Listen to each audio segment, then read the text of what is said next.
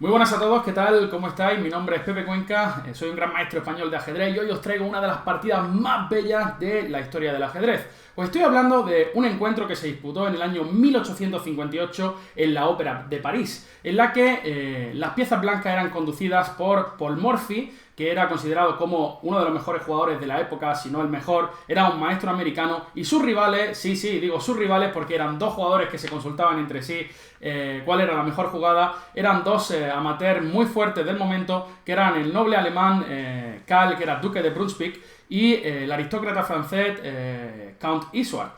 Y como os digo, esta partida fue una obra de arte brutal y muchos entrenadores de ajedrez, muchos instructores de ajedrez la siguen usando para explicar la importancia del desarrollo temprano de las piezas o por qué el sacrificio de piezas es tan importante a la hora de las combinaciones de mate y por supuesto muchos otros conceptos ajedrecísticos. Así que me dejo de rollo, ¿verdad? Y vamos a ver ya qué sucedió en las 64 casillas en esta obra de arte del siglo XIX, ajedrez de alto nivel y espectacular.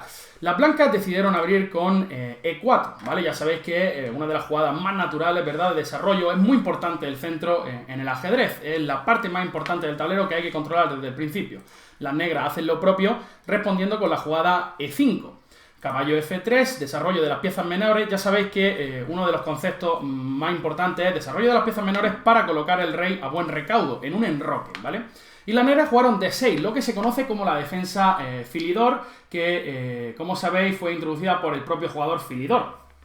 Las blancas juegan D4, ocupando el centro, y alfil G4. Una jugada que ya hoy en día se considera como un pequeño error, pero que por entonces era parte de la teoría del alto nivel de los ajedrecistas. La idea es muy sencilla. Las negras clavan al caballo de F3 y parece que imposibilitan la captura del peón en E5, puesto que este caballo está clavado, como decimos, porque entonces el alfil de G4 se zampa la dama, ¿verdad? Y bueno, las blancas capturaron en E5 y ahora por supuesto las negras no pueden volver a capturar en E5. ¿Por qué? Uno se estará pensando, oye Pepe, ¿qué me estás contando? Caballo por E5 no se puede por alfil por D1. Pero es que hay una jugada intermedia que es dama por D8 cambiando dama y ahora sí caballo por E5 aprovechando que no hay dama y por tanto podemos zamparnos el peón que está rico y las blancas se quedan con un peón de más. Es por eso que tras D por E5, las negras capturaron en F3, jugada intermedia, alfil por F3 cambiando un par de piezas, dama por F3 y D por E5. Y las negras recuperan el peón y el material está equilibrado. Pero hay otro concepto que es muy importante en ajedrez que se denomina la pareja de alfiles. La pareja de alfiles normalmente suele ser superior a un caballo y alfil, ¿vale? Es una pequeña ventaja muy pequeñita, pero que puede ser importante. Y en esta posición en particular, el alfil de casillas blancas va a ser muy fuerte. No sé si algunos lo sabéis, pero el punto más débil de nuestros bandos, de las piezas, es F7 y F2. ¿Por qué? Porque es el único peón que está defendido por el rey, que ya sabéis que es la pieza más vulnerable a la que queremos dar mate. Por tanto, este alfil se coloca en C4 y fijaros que ya están amenazando mate en F7. Es decir, si la negra hace una jugada como peón H6, vendría dama por F7, mate con tomate y aguacate.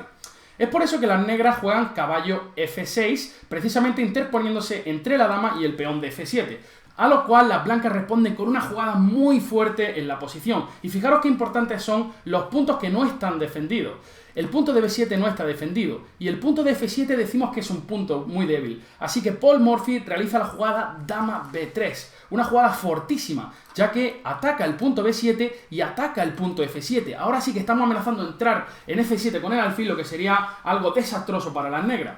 Por ejemplo, si el negro decide defender el peón de B7, entramos en F7 con el alfil, el rey no puede capturar porque está la dama, y cuando el rey se mueva tanto a D7 como a E7, de nuevo viene un matazo con un tomatazo en la casilla E6 con la dama. ¿Ok? Es por eso que tras dama B3, las negras jugaron dama E7, defendiendo el punto más vulnerable y diciendo, bueno, es verdad que voy a perder el peón de B7 si las blancas quieren capturar, pero existe la jugada dama B4 jaque, forzando el cambio de dama y solamente las negras cuentan con un peón de menos, que no es tan grave viendo lo que estábamos viendo en las líneas anteriores, que nos estaban pegando mate, la dama estaba entrando por todos sitios, ¿verdad? Así que tras dama E7, Paul Morphy dice, ¿sabes qué? Prefiero mantener las piezas en el tablero y tratar de darte mate, ir a la yugular, en vez de ganar solo un peoncito. Y juega caballo C3, una jugada de desarrollo muy interesante buscando la casilla D5. Las negras ahora sí aprovechan para defender el peón de B7 y juegan C6, una jugada muy lógica que además controla los saltos del caballo, que ya sabéis que se mueve en L, tanto a B5 como a D5. Y con la dama defendemos el peón de B7, ya las blancas no pueden entrar. Ahora las blancas juegan alfil G5 y quiero que os paréis a pensar un poquito en esta posición. Es que las negras están en lo que se denomina prácticamente en posición de Schutzbahn. Schutzbahn es una palabra alemana que significa que casi no te pueden mover. Cualquier jugada que realice es casi perjudicial para tu posición. No siempre en ajedrez mover es una ventaja. Puede haber posiciones en las que, si de hecho tienes que mover, pierdes la partida. Y es que ahora fijaros que el caballo no se puede desarrollar por D7 porque el peón de B7 cae, el alfil está bloqueado por su propia dama y el rey sigue en el centro. Entonces es una posición compleja. Es por eso que las negras desesperadamente deciden jugar B5 y dicen, bueno, ahora si este alfil lo expulso a D3 o a E2, entonces sí podré sacar el caballo y podré completar el desarrollo. Pero es que una de las cosas más importantes del ajedrez es que cuando el rey está en el centro empieza a oler mal la cosa. Y aquí el jugador de blancas, Paul Morphy, realiza un sacrificio espectacular. Bombazo, caballo por B5, sacrificando la pieza, C por B5... y alfil por B5 en esta posición, jaque.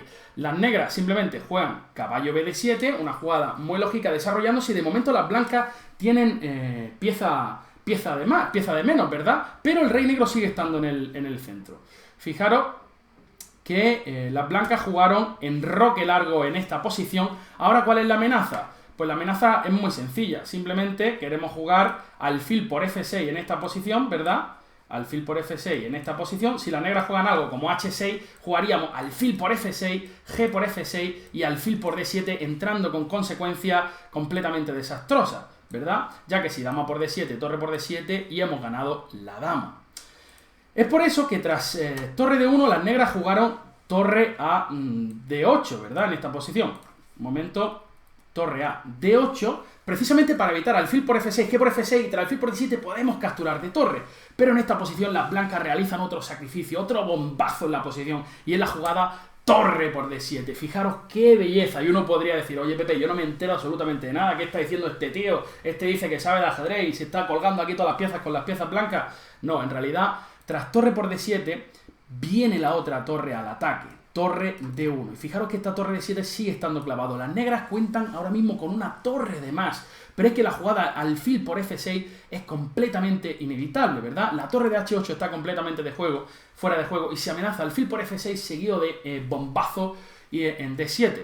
Las negras jugaron dama E6, una jugada muy interesante que dice, bueno, pues ahora si me cambian las damas, por supuesto, sin dama hay menos posibilidades de que me den mate. Pero ahora aquí viene otra combinación bellísima por parte del jugador americano. Juega alfil por D7, caballo por D7 y uno podría estar pensando aquí, ¿qué pasa? Ahora tengo una pieza de menos limpia y si me cambian las damas el negro se va a quedar mejor, incluso ganando. Pero existe un sacrificio de dama momentáneo que remata la partida de una manera espectacular. Las blancas jugaron dama B8, jaque y única jugada es caballo por B8 porque el rey no se puede mover, caballo por B8 y ahora viene la torre en plan triunfal a rematar la faena con un ¡bum! ¡Ratatatatata! Como diría el gran Andrés Montes, torre D8 para reventar al rey negro y dar un jaque con tomate, mate con tomate bellísimo.